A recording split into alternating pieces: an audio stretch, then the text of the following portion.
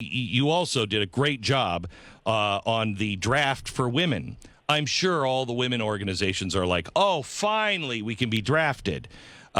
There's no reason for this. There's nobody clamoring for this. There's no draft that is coming. It's either they know something that we don't know, and they're going to be drafting everybody, which I highly doubt, or they're doing it so we're arguing again about something else. Well, I think there's a lot to that, right? I think they try to do that to obfuscate and change the narrative away from their absolutely horrible leadership of this country. But I will say, however, when 8 Republicans on the Senate Armed Services Committee vote to draft our daughters, then we need to be lighting a fire under the rear ends of Republicans and say, don't you dare. And I mean this. I will have nothing to do with Republicans who vote to draft our daughters. You don't do that. You want to get rid of the draft? I'll have that debate. But I am not in any way, shape, or form going to play games and say that we're going to draft our daughters. And on this, you went further. You went further. You said this, quote, "Let me be perfectly clear. I will not be honoring whatever law is drafting my daughter."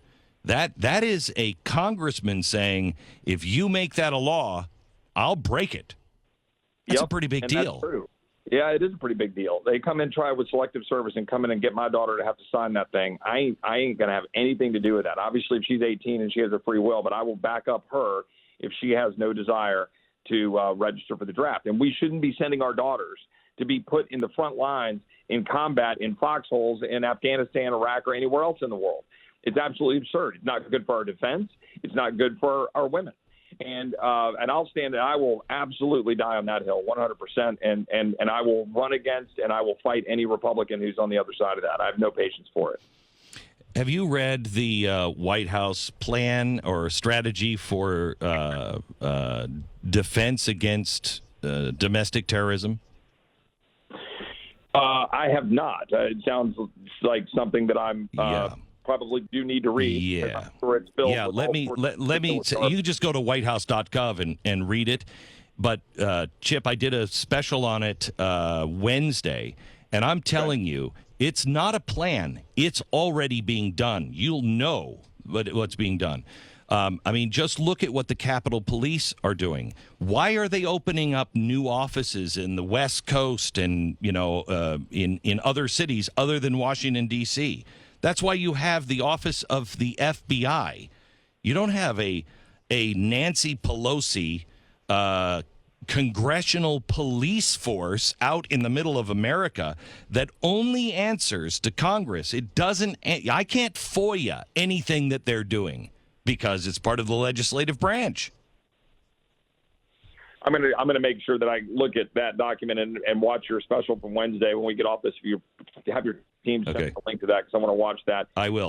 And look, I will. One of the reasons why I had very strong concerns about the Select Committee and empowerment there. We have standing committees that has oversight over, for example, the Department of Justice. I'm on House Judiciary Committee. Why aren't we hauling in the Attorney General of the United States and saying, okay, there's been 550 Americans arrested or charged with crimes about January 6th.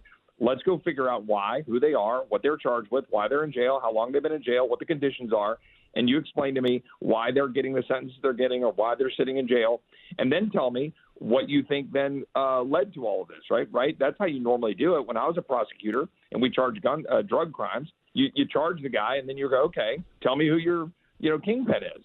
And you start kind of working up the chain. We have full authority to have an actual rational conversation, but we're not doing that. It's all political show. And it's not just a show, to your point. It's political. It's empowerment to empower them to be able to tell us how to live. And if any listeners out there don't have any doubt, this is a power grab to enforce the will of the left over you. That is what is going on. We are at a basically Cold War for freedom in this country right now. It is terrifying. It is truly terrifying. We're talking to Congressman Chip Roy. How can we help you?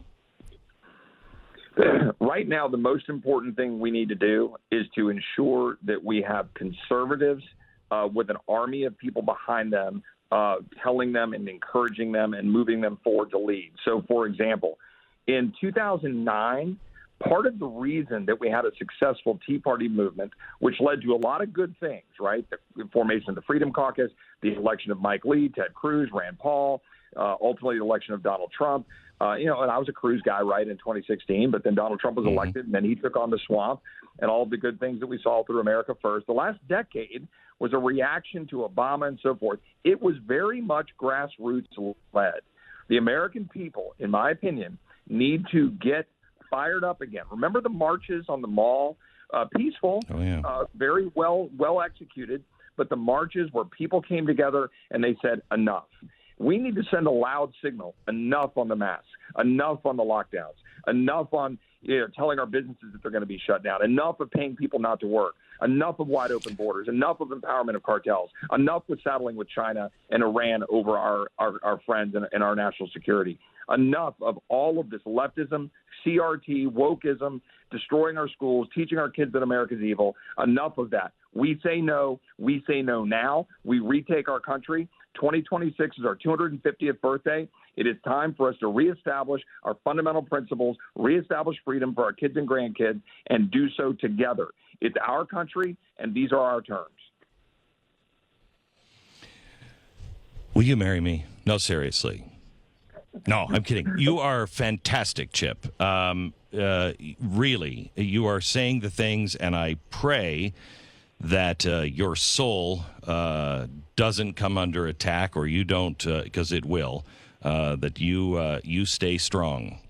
We need people. You know, one of the reasons why I think we're not going in droves to Washington is because we did work hard to elect all those people, and a lot of those people, not the ones you mentioned, but a lot of the people that we sent there turned out to be just as bad.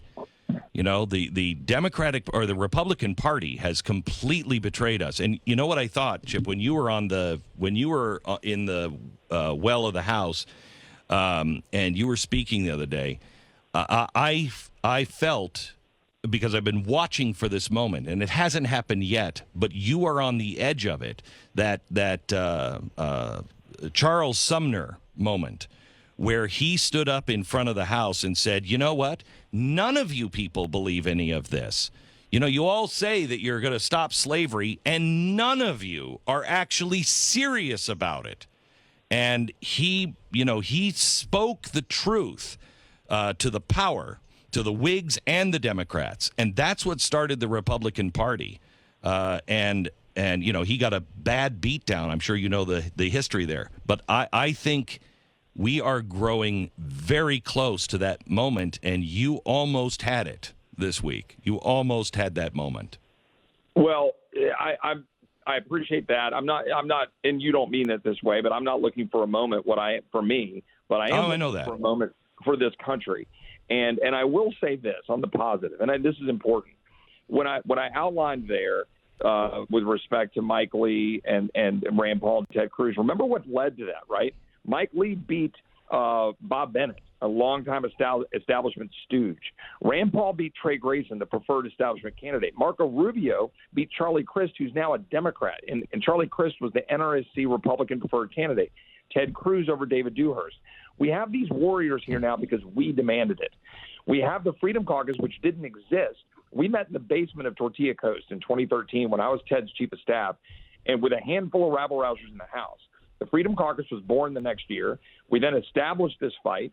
We were fighting the establishment, and then Donald Trump basically ran on that anti-establishment platform, and he killed it. And here we're on a little bit of a tide is pulling back a little bit. That's okay. We need to take all of those wins, kind of reestablish our fire, and now let's go finish the job. It is our job. It is our time. It is our country. We take it back now. But it's on the people. And we got leaders who are interested in doing it, but it's on the people and us to work together. Chip, if you have time, I'd love to have you on one of my podcasts. So we had an hour commercial free just to talk. Happy to do it anytime. I'm happy to come to Dallas, roll up the road from Austin, whatever's good for you. Great. Thanks a lot. Congressman Chip Roy from the great state of Texas.